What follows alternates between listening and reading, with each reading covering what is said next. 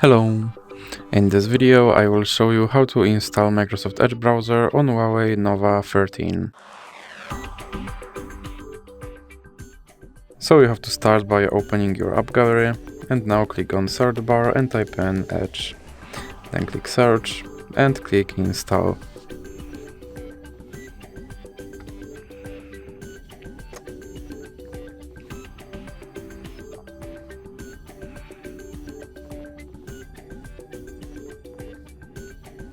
Now you can click open. And here you can set this browser as your default browser, or you can click don't now, and here you have to confirm. And as you can see, my Microsoft Edge is now installed and is ready to use, so that's it for this video.